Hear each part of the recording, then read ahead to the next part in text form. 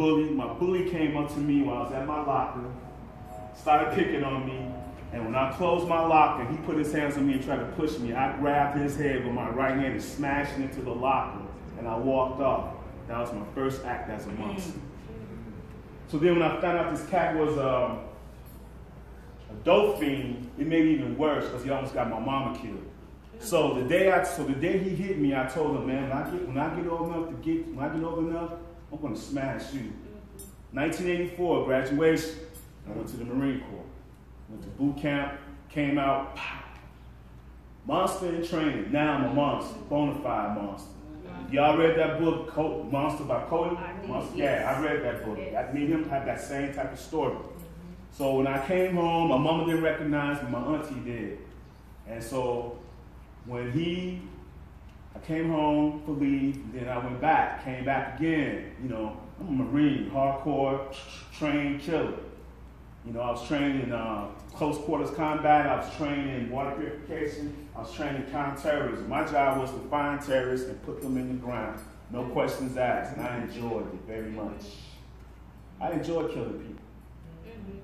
So, what the sister was saying earlier about sociopath, I was way beyond that, and I was pure rage on my feet. So, you know, abuser is in many degrees, and I can say this, mine was not as major as Queen here, but I was enough that all I wanted to do was bring the hurt, bring the pain, how I was feeling, because I was hurt by the main person that I loved the most, and that was my mom. And of course, I was rejected by my family. So, you know, I was an outcast, I was the loser. So when I got kicked out of the Marine Corps for behavioral problems, because I had a problem following orders, particularly from white folks and rednecks. You know, because rednecks was in the military, so, you know, one day in my unit, we was in the E Club having a beer, so I sat down at the table with a white dude who was in my unit, and he had his friends with him. I said, "What's up, Marines? First round's on me." So these crackers didn't say a word to me. So all of a sudden, we sat there for about 20 minutes. It was an odd silence. So he pulled me up and said, "Hey, man, you know, no offense against your kind, brother, but, you know, my friends don't like your kind. What you mean? You mean black? You know, yeah, say it, white boy." So after that conversation, I walked up to the white boys and I said, "Hey, remember my face, because when you're on the battlefield and you get popped, I'm stepping right over you." Real talk on that. So when I got kicked out of the Marine Corps for being a black racist, because a white boy was cracking jokes about black people having nappy hair, and so I cracked back and said, "So really, so I said, where you from, man?" He said, "I'm from West Virginia." I said, "So I guess your mom's actually your sister, and your father's actually your uncle, and your best girlfriend's a chicken named Daisy. Ha ha, funny." And so then he went back crying to my LT, and they put me on my unit, and then they labeled me what they call an S-bird. Think of the S.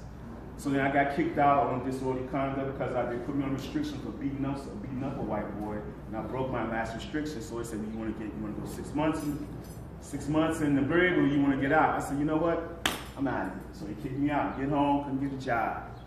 So then, after that, my uncle said, "Hey man, you want to hang out with me?" I said, "Yeah, let's roll."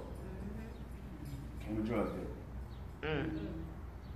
All that life, you know, I gave up on life. I sat in church like everybody do. Well, I wasn't in church for God. I was in church looking at all the systems. Nice, real nice. I was a predator. Tell the truth. I became a predator, man. If you was weak, I would eat you up and spit you out. And I went to so many women, man, it was like a rolling store, man, real talk. Because I was that bad boy. Right. Let me go back to my kid age. When I was in 8th grade, I was working in the church. I was Catholic. And I was in a program called the Cedar Program. And it was a summer job, you know, because I was broke. I grew up poor. If you know Chicago, the winters are cold. So just imagine going through your apartment without any heat because your mother's boyfriend done took her money and bought her some dope. Imagine eating, you know, taking a bath. You have to take a skillet, you take a hot plate and warm your water to take a bath to go to school at 6 in the morning. The mom in there with this lazy cat, right? So that was another thing. Now let me give you another point. When I was in 8th grade, I was in the Cedar Program, and I went to the church for extra money. I got a call from a cat I didn't know. But you know, when you're the new kid, you want to fit in. Yes. So I went and said, he said, "Dion, hey man, you want to earn some extra money?" I'm like, "Yeah, man, bet." He said, "Come on through, man. You know, me and some other cats, we're going to work and earn some money." I said, "Okay, it's Saturday morning." I said, "Hey, Mom, let me go get some bread." what happened was I get to this spot, to the church in the rectory, and there's nobody but him.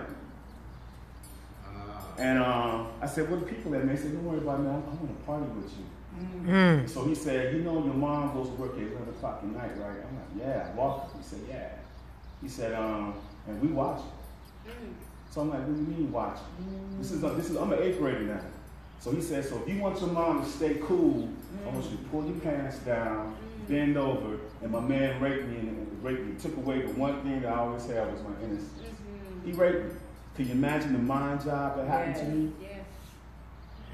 So that was the stake one. That was the stake number 2, or the nut number 2 of being a Frankenstein monster. Right. So I kept that. So I pulled myself from intimacy because it was something about me that people say was nice.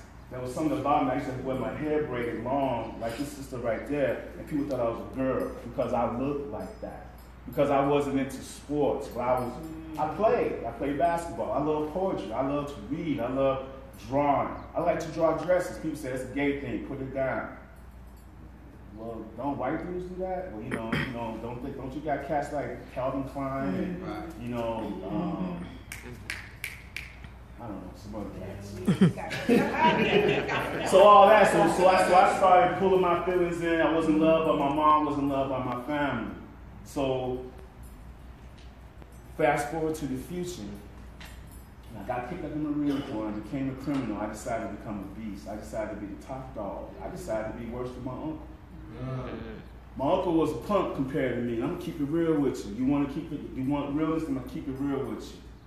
I became a beast. I lost all emotion. If you heard, I would sit back and enjoy it. And I always used to tell a preacher one time he came to talk to me. I said, "Hey man, I deserve hell. And if this world goes to hell, I'm gonna stand on the top of the hill. I'm gonna smoke a cigarette." And I'm gonna walk down because I deserve it just as much as everybody else had. Because I knew who I was. A lot of perpetrators were like y'all said, they were fake and shake. I wasn't faking and shaking. And I just didn't beat up on women. I beat up on anybody that got in my way. Now, when you talk about beating up a woman, I'm not gonna make no excuses. I started grabbing, intimidating. I see this list right here where it says physical controls and psychological. I'm gonna tell you something. I'm guilty of everything that you see checked. I'm guilty. I'm guilty. I'm guilty. Then let me add on to it. I wanted to benefit from. When I saw a sister who was vulnerable, I love good girls. When I saw a good girl who was stretching out, arguing with her parents, what's up, baby? How you doing? You good? My mom and my dad. All right, ready? Come hang out with me. Let's go to a movie. It's all on me. I was terrible. I looked just like an angel, but believe me, man, I took pride in being a demon. If you take my name, Dion, that's why I don't use it no more. D-E-O-N. You put an N between the E and the O, what you get demon. I pride myself on that. I was an innocent kid, and when I lost hope in everything, including God, I said, forget it, man. I'm meant to be this way. So after that, after being raped, after finding out my mother and father split, after my mom, I found out was dating a dope fiend. And then the next thing that happened to me was that my family abandoned me. My mother chose a dude over me and my sister.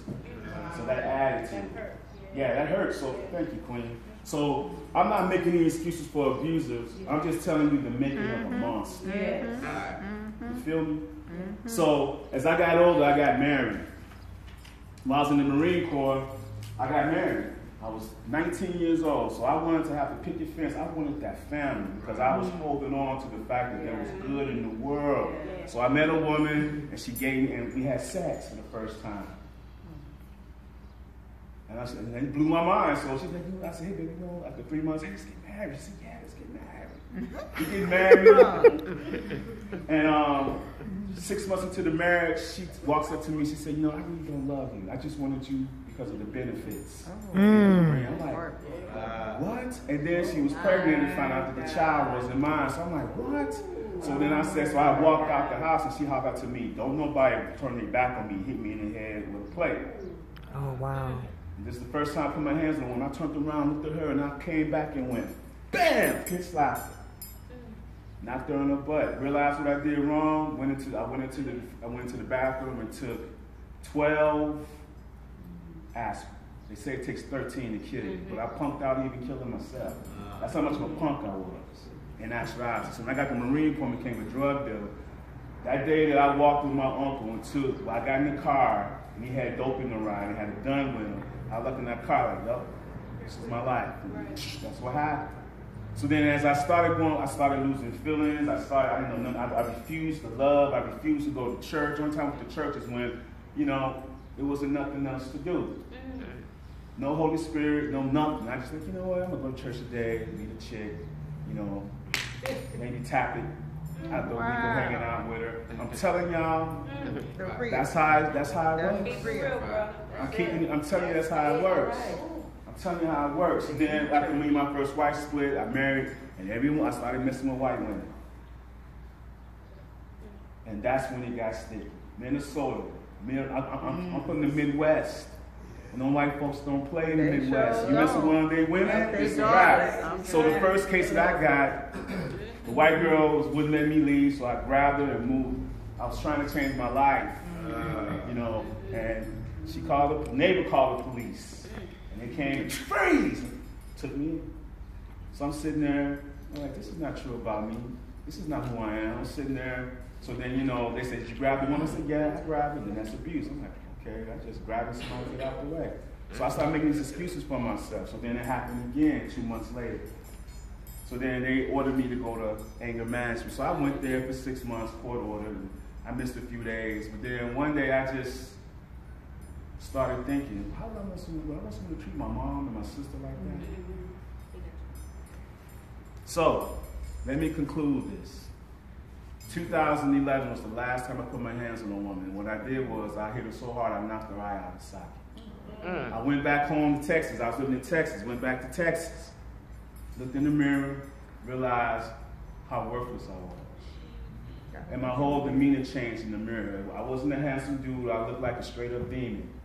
And I didn't talk to nobody. I just say, hey. I talked to myself in the mirror. And I say, hey man, if you keep this up, you're gonna be dead, you're gonna be in prison, or you're just gonna keep sinking. So I made a vow of peace. So this is 8. So when I ask you to look at me, this is 8 years of work. And in conclusion, I want to say this. That's great. If you see a family member, if you see a friend, or someone you call a loved one, don't ignore this. I would say this, I'm not saying for all churches, but I would say this for not only Christianity, but also my faith. I'm going to come back to you. I study ancient Egyptian, or we call it ancient Egyptian philosophy, you know. And we call it Ma'at. And in Ma'at, the woman has much power in creation along with the dude. But let me get back to my story. You can the police can come all day. That's extreme. That's for your safety. I can understand that. You can sit in church, you can talk to a brother, go to church. But if his intention is not to do his own thing, because I remember this when I was a Christian. I've been a Mormon. I was a minister in the Mormon church before I became this. I remember reading all the gospel of Christ, and when Christ would heal somebody, the first thing he would tell them, he would say, because of your faith. Right. So I said this. I said this to anybody who knows somebody. Ain't nobody gonna change if they don't want to. They can go to church, they can go to the masjid, they can come to where we worship at, they can be three-piece suit, they can be thugged out. I got tons of tattoos under here. If a man or a woman, but I'm gonna speak for men, because men are the main perpetrators, I'm gonna say that. If a man does not want to change women, I don't care how good the sex is, I don't care how good the bread is, I don't care how comfortable he makes you feel. If you do not get out, you are going to die. Not physically, you will die mentally, spiritually. He will not stop. I am a rarity. I'm a rarity because it takes work. Even today, I deal with my demons. I'm always going to be a work in progress. If it wasn't for what we call nature, God, if it wasn't for the connect to you, angels, if it wasn't for the ancestors, Holy Spirit, I would not be here today. Like Sister was saying, if I not listened to that right voice, that small voice, I would still be whipping women's ass today with my friends. Because I would not stop. Because the one thing that is the one thing that an abuser wants is power. That's it. And I was powerless. So I wanted all the power. Thank you for your time, and I appreciate you welcoming me to this beautiful establishment.